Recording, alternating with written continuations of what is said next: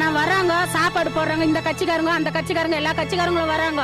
Main ரோடோட நின்று பார்த்துட்டு சாப்பாடு போட்டு போறாங்க. இன்னும் ஏது வீட்டுக்குள்ள தண்ணி வந்துச்சா எதுவுமே கேட்கல. எங்களுக்கு இங்க டோக்கன் கொடுத்தாங்க, அங்க அரிசி தராங்கன்ட்டு போனோம். அந்த சார் அங்க நின்று அவர் பேர் கூட எனக்கு தெரியல.